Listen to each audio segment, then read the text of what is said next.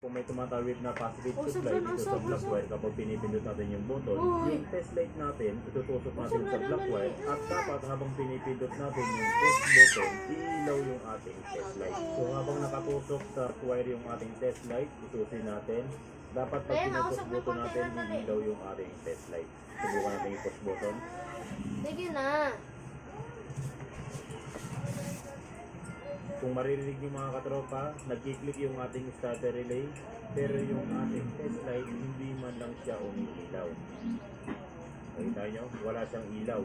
Hindi tumatawid yung positive supply na galing red wire papunta black wire. Dapat umilaw yung ating test light. So kapag hindi siya umilaw mga katropa, nangangahulugan lang yan na sira yung ating starter relay. Automatic yan na hindi gumagana yung ating starter relay kapag ganyan yung sitwasyon. So anong gagawin natin dito mga katropa? Papalitan natin ng bagong starter relay. Ang ipapalit natin na starter relay mga katropa ay starter relay ng Mio. So pwede rin kayong gumamit ng starter relay ng XRM. Pare-parehas lang ang sukat niyan. Plug and play lang. At ang brand na ilalagay natin mga katropa ay TTGR na brand. Pero kung makakuha kayo ng original na starter relay, mas okay mga katropa. Pero dito wala kaming original na starter relay kaya TTGR na brand ang ilalagay natin. So here na yung lumang starter relay mga katropa na inalis na. Tapos nilagay natin yung TTGR na starter relay na bago. At subukan na natin mga katropa kung aandar na yung motor ni boss.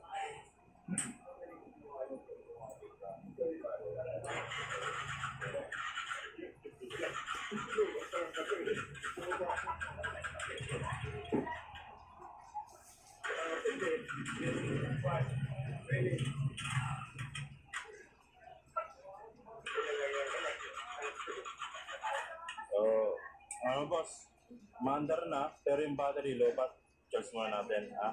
At least nakita nyo na, tumunog na, maandar na. So, pwede na. Layo pa ng binyahin nyo.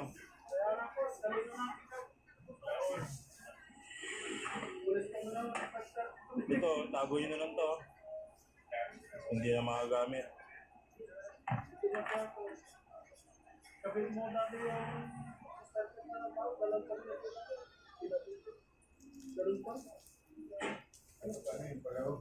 So ito yung kanyang starter motor mga katropa, hindi na natin magagamit, pati yung starter relay niya, yun yung pinalitan natin. Tapos subukan natin mga katropa na i-charge ko na yung battery, paanda rin uli natin kasi kanina at nung dumating sila, low bat dahil ilang buwan lang hindi umaandar.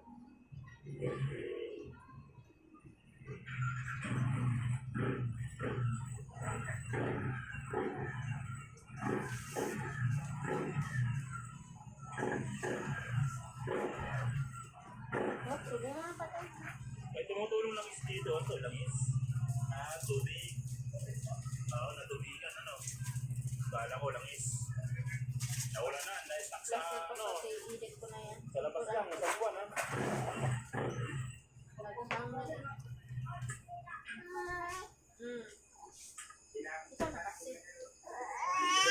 Putuin mo pa ako eh. Okay boss, condition pa. So okay na mga katropa, pagkatapos ng isang buwan, umandar na rin yung motor ni boss dahil lang sa simpleng problema. Sige na, dali ko namin ako talaga. Ayun. As a mom, I can